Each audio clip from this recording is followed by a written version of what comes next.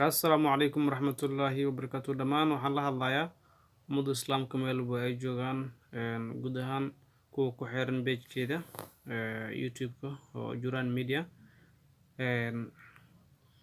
Waxaan idin leeyahay waxaa bilaabmay cudur aan afkiisa la garanaynin, aan daawo lahayn sida gaalada sheegan, laakiin Ilaahay waxaa daawo u soo dejiyey. Waxaan daawo lahayn ma jiro ilaa wax lagu asiibay inay jiraan, teeda waa gaar. Marka alxamdulilah walilaahi alxamdu. saan sheegno Ilaahay waxaa daawo u soo dejiyey. Waxaa socda cudur la dhahay coronavirus oo kasoo bilaabmay waddanka China. Koley sabab baa loo soo dejiyey, Ilaahayga soo dejiyey sabab muu soo dejistay iyo ku wax qaadasho iyo in aan bini'aadanka dambiga gala ama danuubta ka badatay inay wax kuwaas qaataan. Waartan China marka ugu hore uu kusoo degay cudurka, madaxweynahoodii inuu masaajidku ka cararay oo weydiistay islaamka meel walba ay joogaan inay soo cafiyaan, u soo duceeyaan, uuna ogaa dambiyada ay dadkiisa iyo dalkiisa galeen uu la socday. marka 1400 sano hadda ka hor غير قلقله إمام محمد صلى الله عليه وسلم نعيش نودقلي كركيز هاتو وحكود عيسون جرد دعدان نحوده جري اللهم إني أعوذ بك من البرس والجنوم والجذام ومن السيل الأسقام وأدعو وفي عناد وفي عن روحي يكود عيسون إلهي وأقبلها وروحي إلهي سكحرة. دعدان وحيات sida tan af Soomaaliga ku dhahi kartaa waxa dhici kartaa Ilaahu waxaan ka magan galay Ilaahayow waxaan ka magan galay baras waa taqaanaan ruux bini'aadanka jirkiisa bedelmo waaye oo arkaysid bini'aadanka hadda qaar ka mid baa haysaa jirkiisa meel cad iyo meel madow leh. waxaa kaloo jirtaa wuxuu kilo dhihi jiray Ilaahu waxaan ka magan galay waalni ama jinoolnimo waa waalni ruux bini'aadanka duu dhimirkiisa leeyahay cibaadooyinka qaar waa aragti lagama ansaxayo.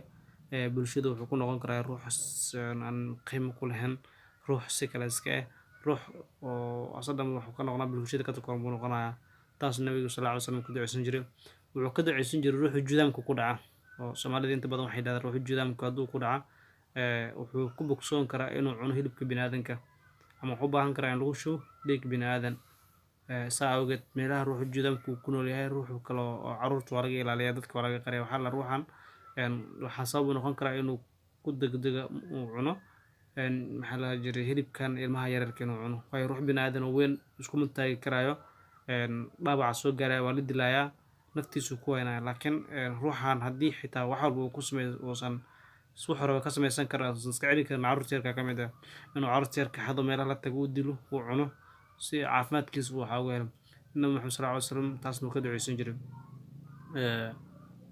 maxaan sheegnay allahumma inni a'uudu bika min albarsi aan dhahnay waljunumi waljudami ومن سيء الأسقام ومد أقدم بيسا ومن سيء الأسقام ومن سيء الأسقام عذرود حن أفكود على الجرنين النوع بهالنقطان يكدع سنجري.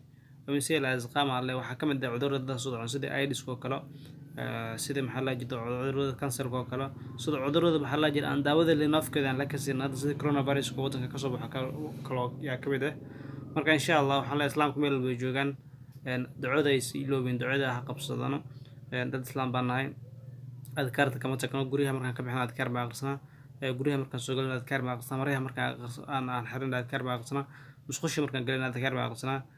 taas oo Ilaahay noogu nimceeyay inta badan way masaajidkan galna salaad baan dukanaa, cibaadadka Ilaahay kama tagno. marka insha Allah cudur xun baa socda wuxuu ka soo bilowday waddanka China, koonfurta Korea uu tagay waa Talyaani uu soo galay, Mareykanka ku galay.